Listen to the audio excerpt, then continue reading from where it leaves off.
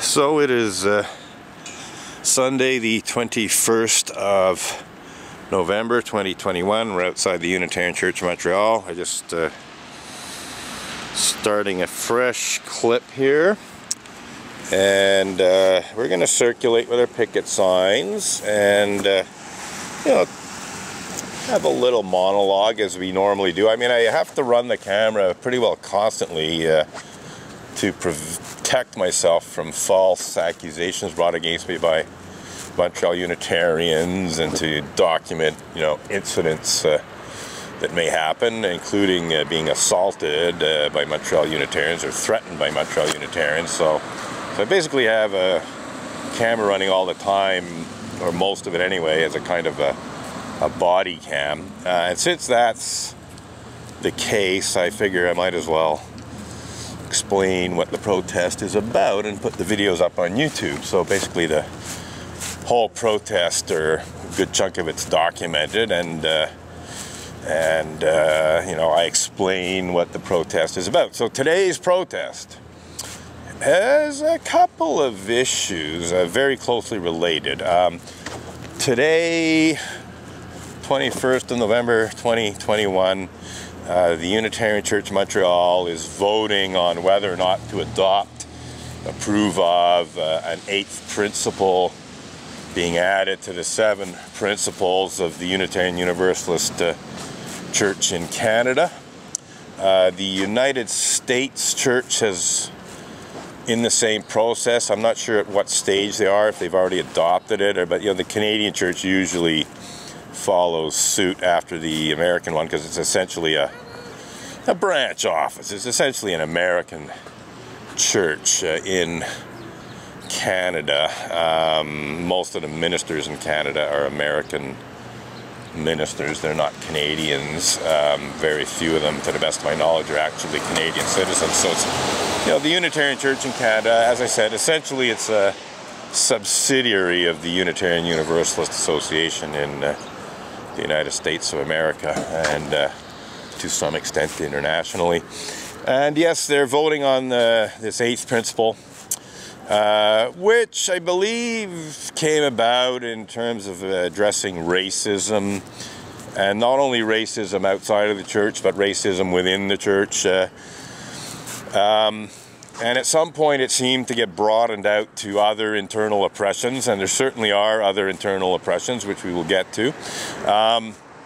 So essentially this 8th principle is supposed to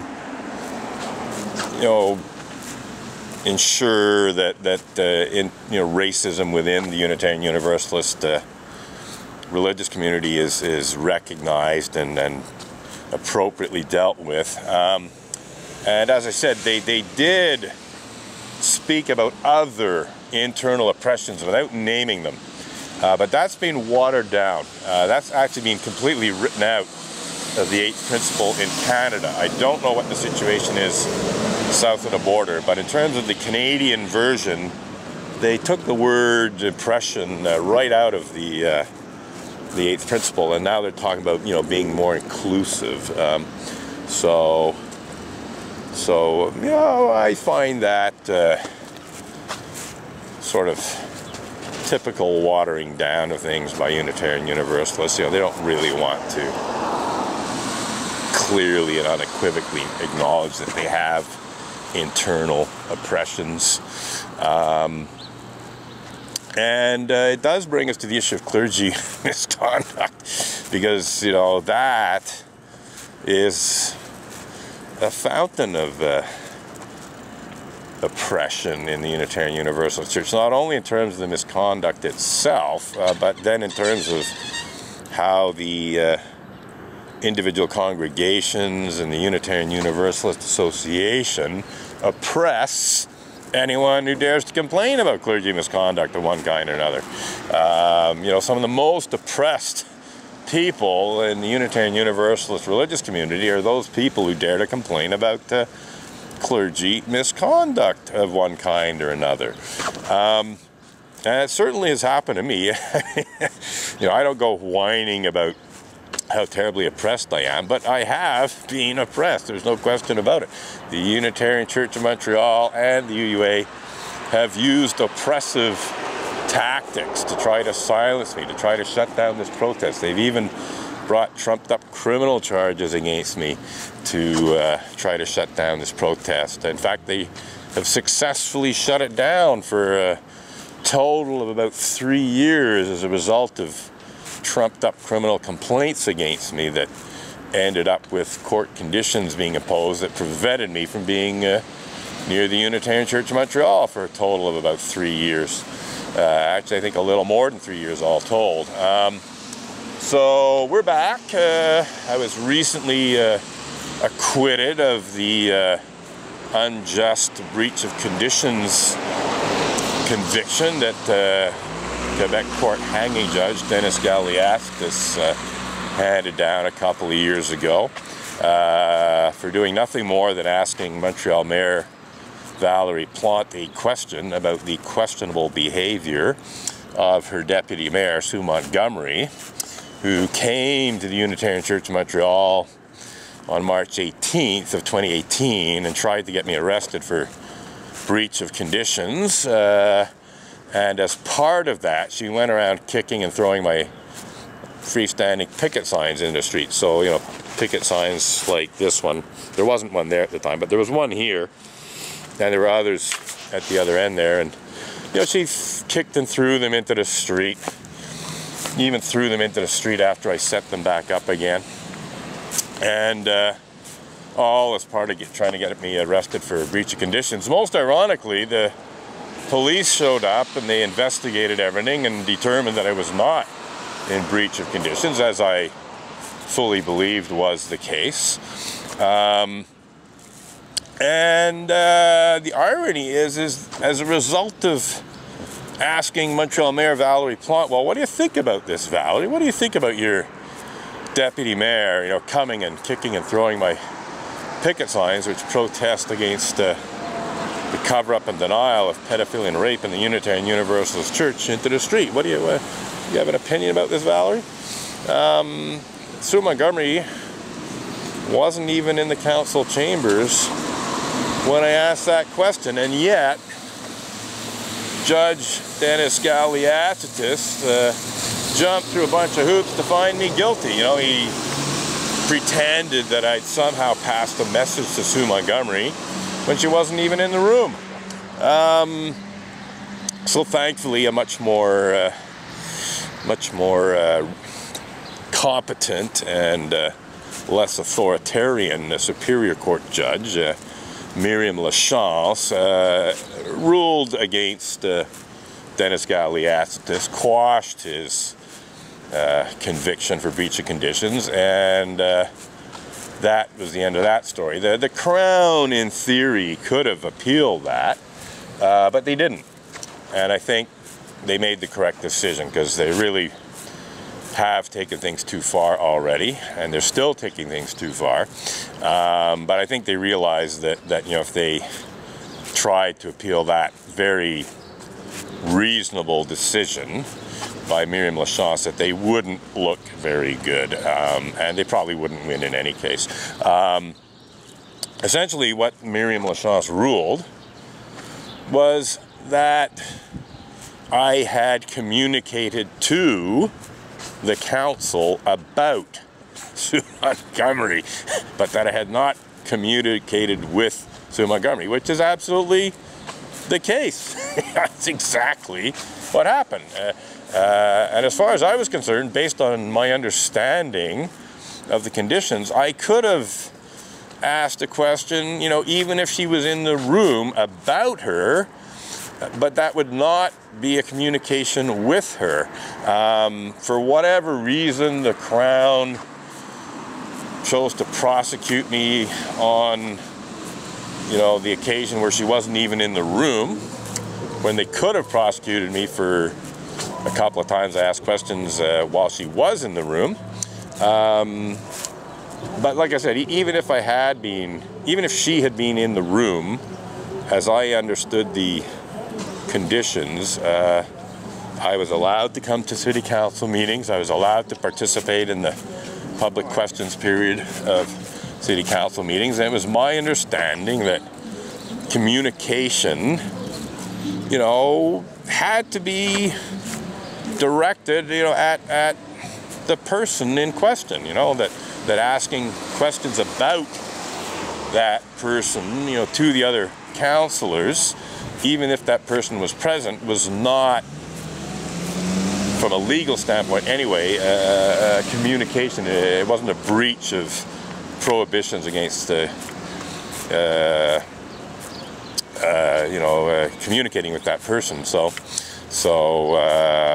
like I said, you know, I did in fact on several occasions ask some questions about Sue Montgomery at city council meetings, you know, in the understanding that this was not a breach of conditions, that essentially I just couldn't ask her directly a question about her, or you know, any question, you know, that that, you know, was directed at her. You know, I could ask questions about her behavior to other politicians, and this would not constitute a breach of conditions. So in any case, I was acquitted September 17th, a couple of months ago now, more than a couple of months ago. And so I've now been acquitted of all of the criminal charges that Sue Montgomery brought against me in an effort to, A, keep me out of city council meetings where I was asking her some difficult questions about her involvement in Unitarian Universalist clergy abuse, cover-up, and denial, especially in terms of abusive misuses of the SPVM police force. You know, what I find ironic about this is that, you know, I was, you know, concerned about Sue Montgomery abusing her power as mayor if she got elected, and using her power as mayor to try and suppress this protest. You know, that was a major concern of mine, and so I, you know, raised this issue during the election campaign. I protested against her involvement in Unitarian Universalist clergy abuse, cover-up, and denial during the election campaign. And the whole idea was to, you know, try to let people know that you know, this person should not be elected as mayor, that you don't really want a clergy sex abuse cover-up enabler as your mayor, especially one that involves herself in criminalizing protesters. And so what does she do? She runs to the police and accuses me of criminal harassment. So essentially abusing her power in a much more spectacular way than I expected her to do. I expected her to, you know, lobby the police behind the scenes. I expected her to email the police and phone the police and pressure them to have me arrested or have me ticketed into oblivion, you know. But I think what happened is she, you know, was desperate to keep me out of city council meetings where I was asking some very difficult questions about her unethical behavior. She didn't want that happening, and her only option really was to bring a criminal accusation against me herself, to have conditions placed on me to keep me out of city council meetings. Oh, and as an added bonus, to shut down the protest in front of the Unitarian Church of Montreal. So that's what she did. Now, if that isn't a form of oppression on the part of a Montreal Unitarian, and I'm sure she didn't act alone. Like, she did act, you know, she was the front person for sure, you know, and she may have acted sort of alone in a way, but on the other hand, this I'm sure to some extent, certainly after the fact, was, you know, coordinated with the Unitarian Church of Montreal. You know, they were only too happy to have my protest in front of the church shut down. So here we are, we're back, and speaking of you know, internal oppression and so on, you know, that's one of the most egregious examples, falsely accusing me of criminal harassment. Part of the reason for doing that was to shut down this protest, and it was successful. Kept this protest shut down for 2 years. The other side of the coin is that, okay, I lost my train of thought. Crap, this happens sometimes. lose my train of thought. Get distracted by something, and that's that. So let's recoup here. So like I said, so Sue Montgomery brought these criminal charges against me. Her immediate aim was to keep me out of city council meetings. That's obvious. She just couldn't handle me coming to city council meetings and asking her questions, about her past involvement in abusive misuses of the SPM police force and criminal justice system to shut down this protest, because she was involved in previous attempts to shut down the protest, including one that did successfully shut it down for 1 year. But there's other issues related to that.